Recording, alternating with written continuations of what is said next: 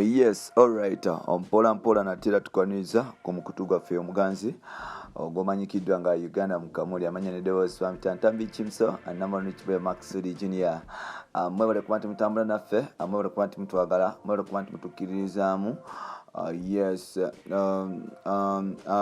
ngenda kusaba blood wange music updates genda nonyeka kayimba kagunede bakayita nzalinawo omwana. Kayimba nze ninawo omwana kayimba kalungi nnyo kawomu ate nga ne Pius Mayanja aka Palaso yatadde akayimba kapya bakayita nalonda nemala. Ngenda kusaba ogenda okanonyeko mpola mpola then tusobole okuba nti tugenda mu maaso.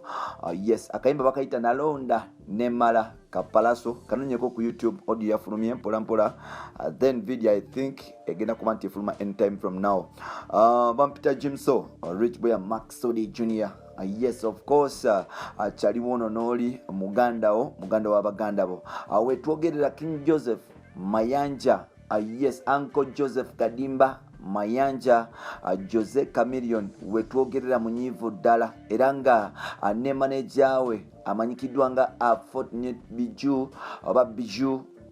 Ne Etania Muchachosi Kogatana Eventix CEO kawedem bamugobye ensonga lwaki Jose Chameleone ne manager bayawukanye ze tugenda okuba tukutegerako mpola mpola. Angenda kusaba ekintu kimu gwe blood wange atanaba kuba nti okola kintu kyensinga kwagalako.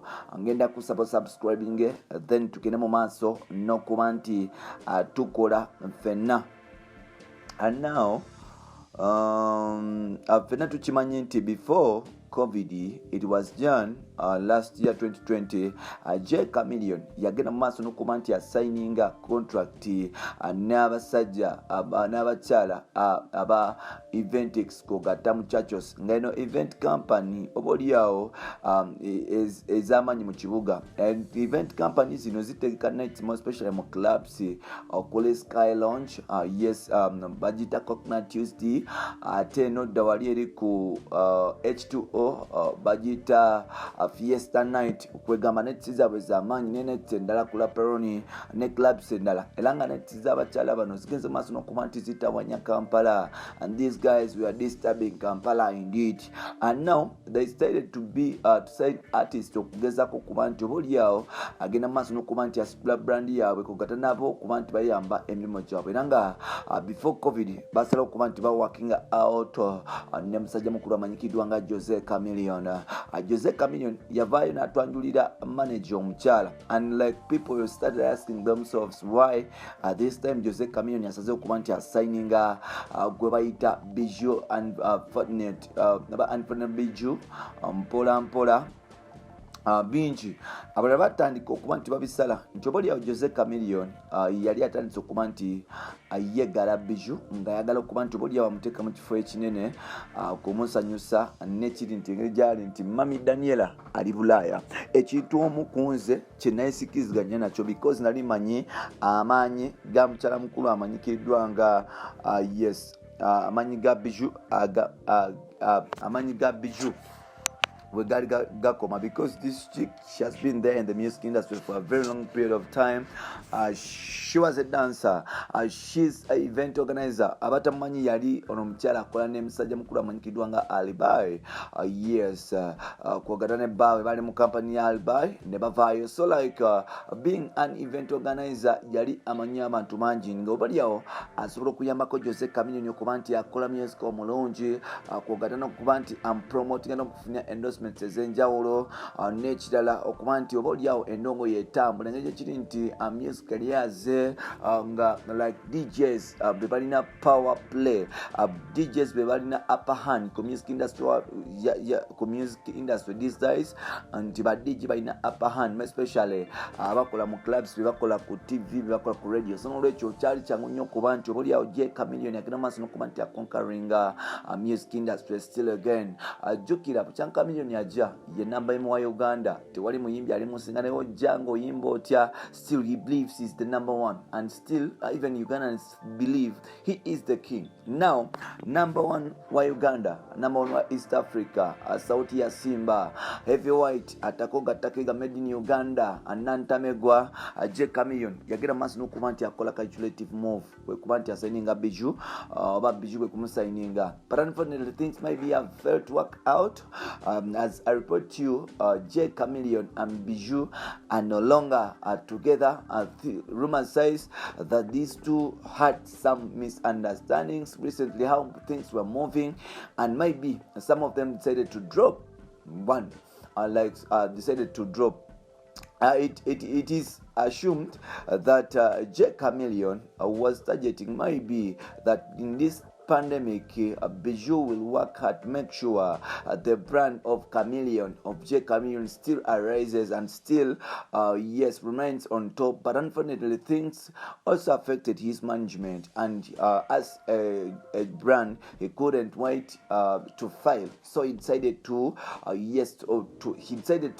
sack Bijou. Unfortunately, I don't know whether these rumors are true, but I think it is true, because Chameleone is always changing colors like that animal chameleon.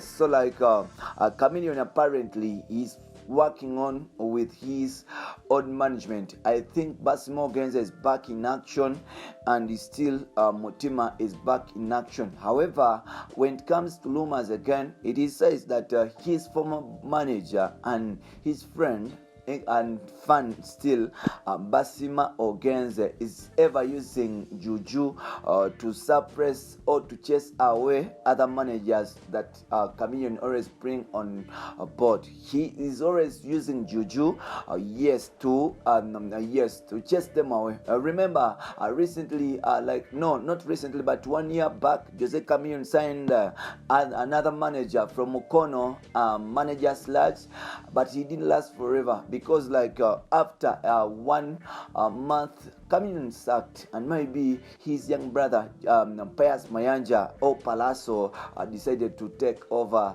the manager slash. Then now, this year we expected Chameleone to come up with the management and tell us what they have after losing the Lord Mayor seat,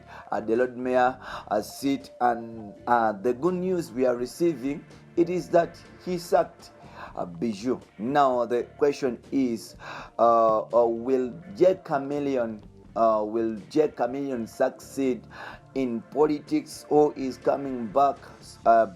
He's coming back to focus on the music, in the music business or in the music industry. And now, do you want Chameleone as a politician, or you want Chameleone as a musician? Go down there, comment, leave your submission there such that we can get your opinion, and still we need to hear from you what you need to say about these allegations. Chameleone is no longer working with Bijou. Reason being, Bijou and Eventix have failed to raise the brand Chameleone.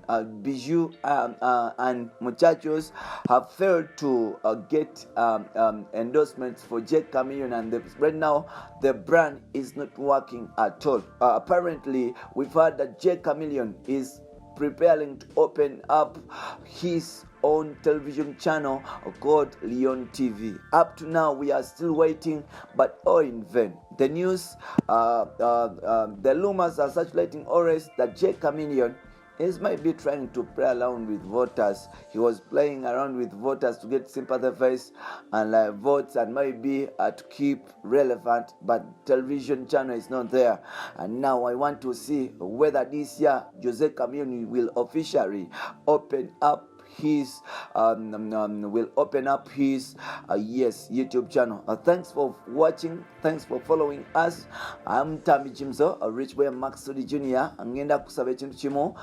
Go ahead to subscribe. Yes, you can subscribe still to get more updates, and still you can tell us what you really want to know about Ugandan artists, about the music industry and art entertainment industry at large.